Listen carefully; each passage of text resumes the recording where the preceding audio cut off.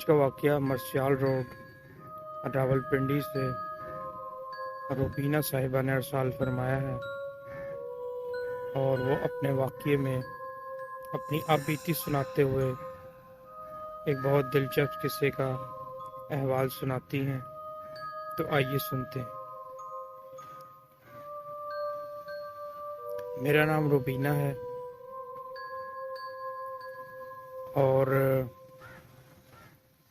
ہمارا بچپن جو ہے وہ ملتان کے ایک نواحی علاقے میں گزرا ہے جس کا نام پھولن وال ہے۔ پھولن وال ایک بہت خوبصورت گاؤں نما جگہ ہے، اور یہاں پر ایک بہت مشہور ریلوے اسٹیشن بھی ہے۔ بتاتے ہیں کہ پھولن وال کے ریلوے اسٹیشن کو کون نہیں جانتا۔ یہ بہت حسین ترین مقام ہے، اور آج سے تقریباً 40 سال پہلے کا ذکر ہے۔ جب ہم بچے ہوتے تھے تو سامنے ہی ہمارا مکان تھا، اور ہمارے مکان کے بالکل سامنے ہمارے چچا کا مکان تھا۔ آمنے سامنے مکانات تھے، اور چچا کی کوئی اولاد نہیں تھی، تو میرا زیادہ تر وقت جو ہے وہ چچی کے ساتھ گزرتا تھا، اور ان سے بہت لگاؤ تھا۔ ہماری چچی تھی بھی بہت اچھی عادت کی، اور بتاتی ہیں کہ میں زیادہ تر چچی جان کے ہی گھر رہا کرتی تھی۔ تو ان کا دروازہ کچھ اس طرح تھا کہ لکڑی کا بھاری دروازہ تھا، جس میں لوہے کی موٹی زنجیر تھی۔ بیل تو اس زمانے میں ہوتی نہیں تھی۔ بتاتی ہیں کہ دروازہ جب کھلتا تھا تو 3 سے 4 جو ہیں وہ سیڑھیاں ہوتی تھی جو نیچے کی اور اترتی تھی، تو تب مکان جو ہے وہ اس کا آغاز ہوتا تھا۔ وہ بتاتی ہیں کہ میرے جو چچا ہیں ان کے ساتھ ایک شخص جو تھے، ان کے ساتھ ان کا بہت گھومنا پھرنا اور اٹھنا بیٹھنا تھا۔ تو وہ شخص جو تھے وہ بہت ان کا قد جو ہے وہ 6 سے 6.5 فٹ تک لمبا ان کا قد تھا۔ اور ہماری چچی بتاتی ہیں کہ میرے چچا جو ہیں وہ ان سے چولی اور دامن کا ساتھ کہ تمام وقت جو ہے وہ میرے چچا کا انہی کے ساتھ گزرتا تھا، اور ان کو جو ہے وہ میاں صاحب کہہ کر وہ بلاتے تھے۔ وہ بتاتی ہیں کہ میاں صاحب کو میں نے اپنے بچپن میں جب دیکھا تو ہمیشہ ان کو جو ہے وہ بے داغ سفید رنگ کی شلوار اور قمیض پہنے ہی دیکھا، اور کاندھے پر ان کے ایک کالے رنگ کا صافہ ہوتا تھا جو ہمیشہ ان کے کندھے پر موجود ہوتا۔ کہتی ہیں کہ سردی ہو یا گرمی میں نے ان کو ایک ہی حالت میں دیکھا، بے داغ سفید رنگ کی شلوار قمیض میں۔ وہ بتاتی ہیں کہ جب میرے چچا جو ہیں وہ گھر پر موجود نہ ہوتے تو وہ پوچھنے کے لیے جو ہے وہ گھر تک آ جاتے۔ اب میاں صاحب کہاں رہتے تھے، کہاں سے آئے تھے، اس کے بارے میں پورے گاؤں والوں کو کچھ معلوم نہ تھا، نہ وہ کسی سے بات چیت کرتے تھے۔ ہاں، وہ بہت ہی برگزیدہ بندے تھے، اور زیادہ تر ان کا وقت جو ہے وہ عبادت اور ریاضت میں گزرتا تھا، اور اس کے بعد کی جو مصروفیت تھی اور جو وہ اپنا وقت گزارتے تھے وہ وقت جو ہے وہ ہمارے چچا کے ساتھ گزرتا تھا۔ کہتی ہیں کہ میرے چچا بھی بہت خاموش طبع انسان تھے، مطلب زیادہ گفتگو کرنا پسند نہیں فرماتے تھے۔ کہتی ہیں کہ ہم سب کو نہیں معلوم تھا کہ یہ میاں صاحب آخر کو کون ہے سوائے ہمارے چچا جان کے۔ تو میاں صاحب کی شخصیت اس وقت آشکار ہوئی جب ہمارے گاؤں پھولن وال میں نہایت دلخراش یہ واقعہ پیش آیا۔ جو نہایت ہی متعجب کر دینے والا ہے۔ اور آج بھی وہ بتاتی ہیں کہ مجھے جو ہے وہ منظر اپنی آنکھوں میں عکس بند ہے اور یاد ہے۔ بتاتی ہیں کہ یہ واقعہ اس طرح پیش آیا کہ ہمارے گھر سے 2-3 گھر چھوڑ کر ایک ہمارے پڑوسی تھے اور ان کی ایک ہی اکلوتی بیٹی تھی جس کا نام کلثوم تھا۔ کلثوم بہت حسین اور جمیل اور خوبصورت لڑکی تھی۔ بتاتی ہیں کہ اس کا رشتہ نہیں ہوتا تھا، تو بڑی مشکل سے دوسرے گاؤں سے جو ہے وہ اس کا رشتہ طے کیا گیا۔ تو میاں صاحب نے جو ہے وہ میرے چچا جان کو زور دیا کہ میں کلثوم کے والد سے کہوں کہ وہ یہ شادی نہ کرے۔ تو وہ بتاتی ہیں کہ میرے چچا جان نے ان کو منع کیا اور یہ کہا کہ آپ تو میاں صاحب کی شخصیت سے واقف ہی ہیں، تو میاں صاحب جو ہیں وہ اس رشتے کے کرنے سے انکار کر رہے ہیں، تو آپ یہ رشتہ نہ کیجیے۔ تو بتاتے ہیں کہ جو کلثوم کے والد تھے انہوں نے یہ بات نہیں سنی اور یہ کہا کہ میری بیٹی پر تمام لوگوں سے زیادہ میرا حق ہے اور ہم میاں صاحب کو صرف ایک برگزیدہ شخصیت کے طور پر ہی جانتے ہیں اور میں قطعی ان کی بات نہیں مانوں۔ بتاتی ہیں کہ میرے چچا نے بہت دفعہ ان کو سمجھایا کہ وہ اللہ کے کوئی نیک بندے ہیں اور ہو سکتا ہے کہ کوئی وجہ ہو تبھی وہ آپ کو منع فرما رہے ہیں۔ تو بتاتی ہیں کہ اس شخص نے ایک ضد سی باندھ لی اور مسلسل یہی کہتا رہا کہ میں تو وہیں اپنی بیٹی کی شادی کروں گا جہاں پر میرا دل ہوگا اور کوئی مجھے اس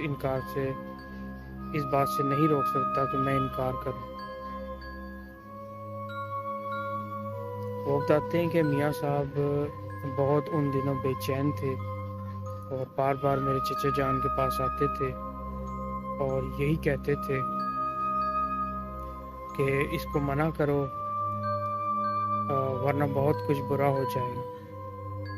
تو کہتے ہیں کہ میرے چچا بھی اپنی جگہ پر پریشان تھے۔ ایک دن اس طرح ہوا کہ گاؤں میں بہت شور اور شرابہ تھا۔ بتاتی ہیں کہ جب میں باہر گئی اور میں نے دیکھا تو مجھ کو یاد ہے کہ میاں صاحب جو ہیں وہ کلثوم کے والد کو سمجھانے کے لیے گئے تھے اور سب نے دیکھا کہ وہ کلثوم کا ہاتھ پکڑے ریلوے اسٹیشن کی طرف جا رہے ہیں اور انہوں نے بڑی رعبدار آواز سے کہا کہ کوئی شخص میرا پیچھا نہ کرے اور نہ تم میں اتنی طاقت ہے کہ تم میرا پیچھا کر سکتے۔ تو وہ بتاتی ہیں کہ گاؤں کے چودھری صاحب بھی اس واقعے کو سن کر آ گئے۔ ظاہری سی بات ہے کہ کسی کی کوئی اولاد ہے، وہ بھی جوان بیٹی ہے اور پھر وہ گاؤں کی سب سے خوبصورت لڑکی تھی، تو میاں صاحب مانا کہ برگزیدہ شخصیت ہیں، پر اس طرح کلثوم کو لے جانا یہ کسی بھی طرح مناسب نہیں تھا۔ بتاتی ہیں کہ پورا گاؤں اکٹھا ہو گیا اور گاؤں کے چودھری صاحب، چودھری صدیق جو ہیں،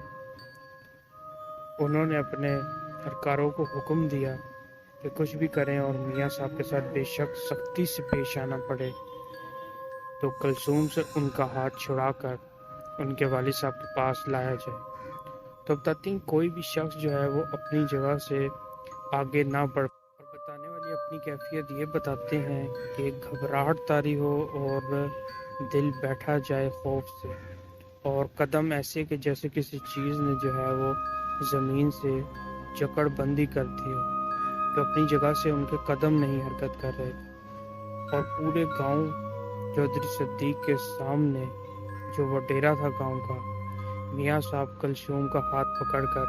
اس کو ایک آتی ہوئی ٹرین میں بٹھا کر اپنے ساتھ لے گئے اور کوئی بھی شخص ان کا کچھ نہ بگاڑ پایا۔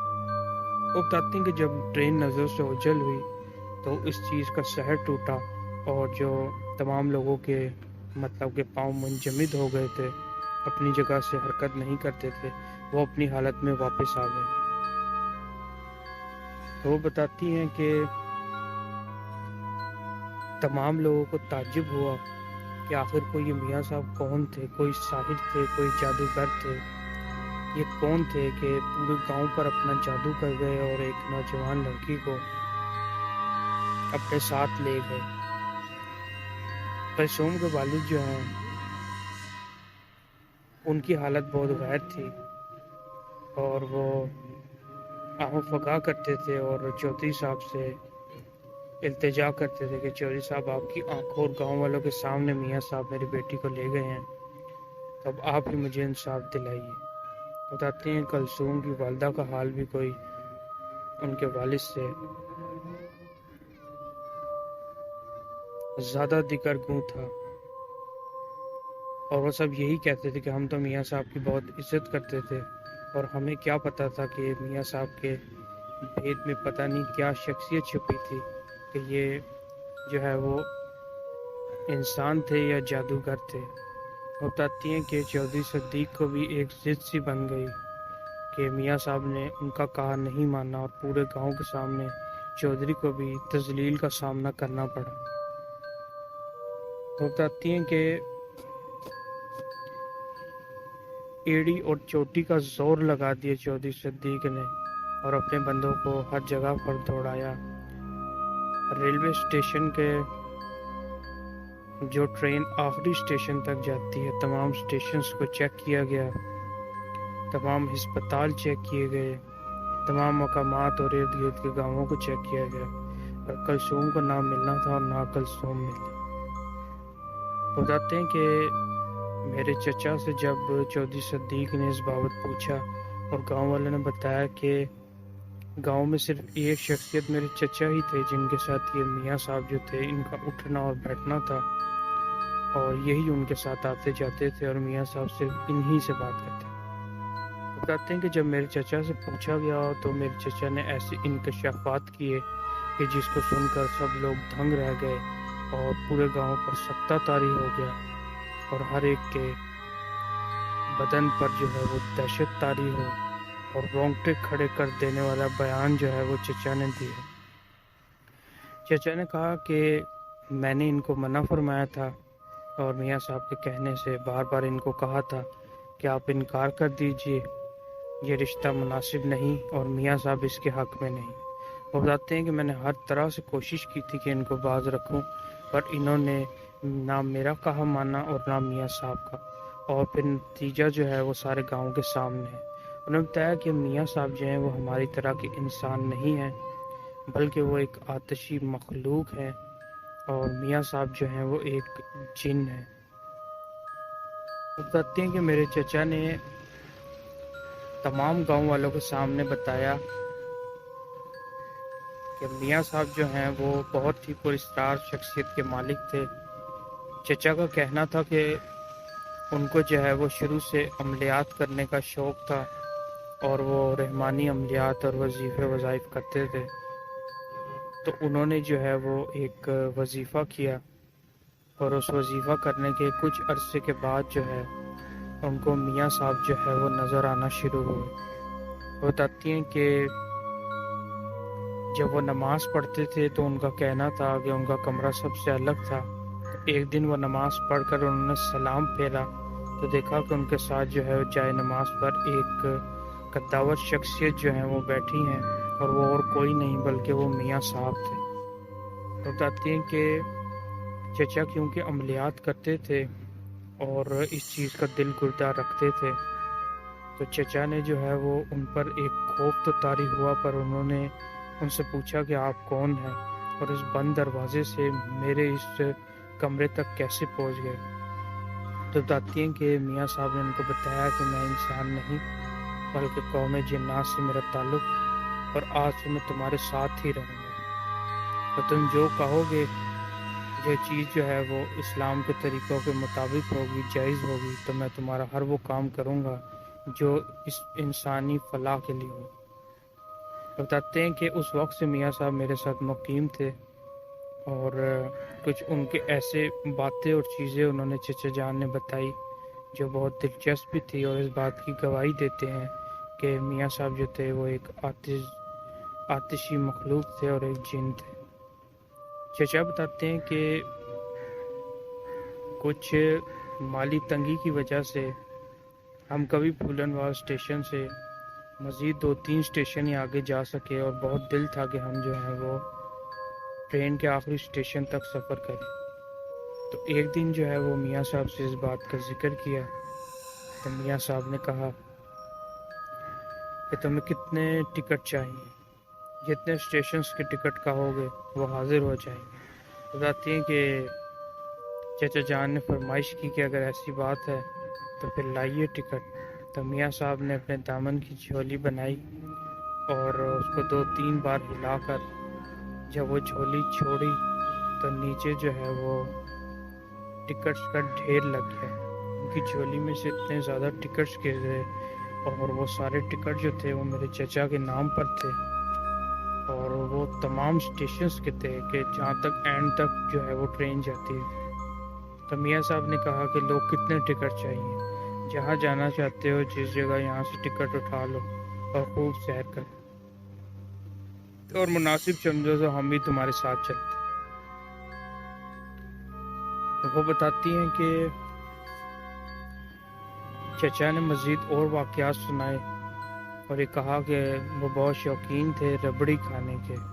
تو حیدرآباد کی ربڑی جو ہے وہ بہت مشہور تھی، اور چچا جان جو ہیں وہ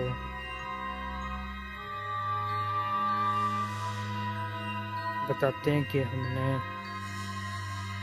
میاں صاحب سے فرمائش کی تو میاں صاحب نے جو ہے وہ اپنی پشت کی جانب ہاتھ کیا، اور جب باہر ہاتھ نکالا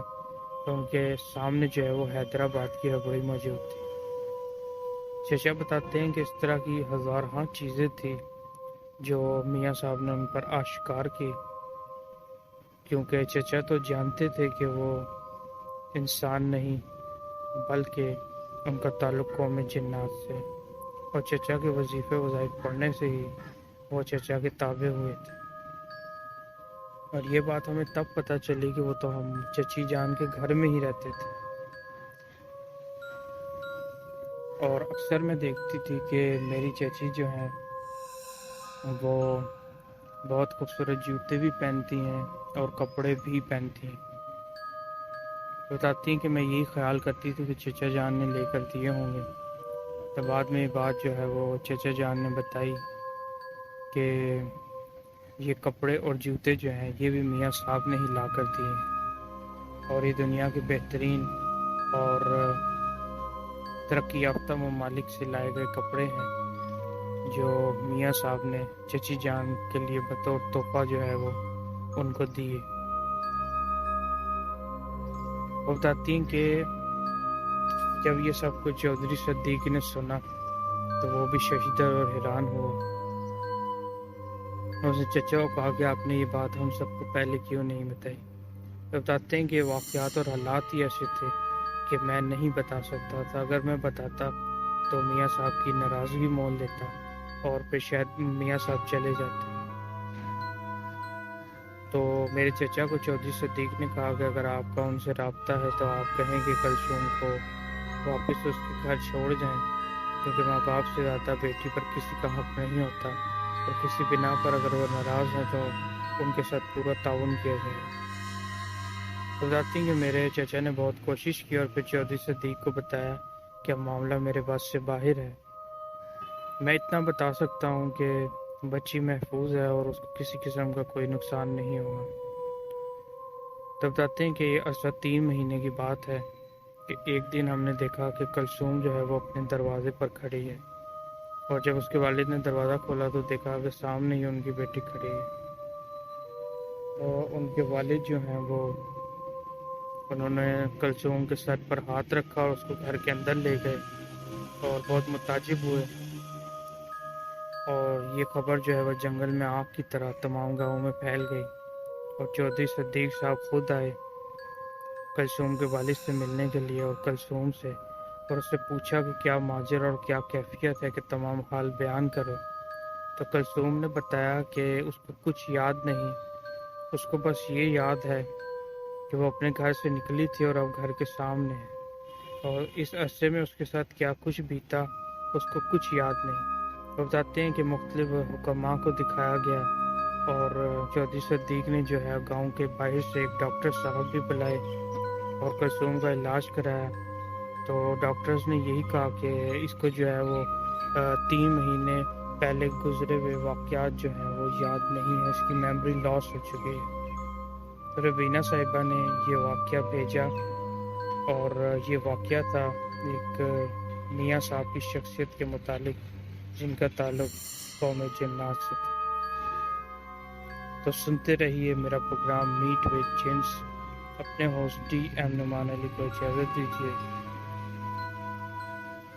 اور اگر آپ کے پاس بھی کوئی ایسا غیر مرئی واقعہ ہے، کوئی ایسا قصہ ہے، کوئی ایسی آپ بیتی ہے، تو مجھے ضرور شیئر کیجیے۔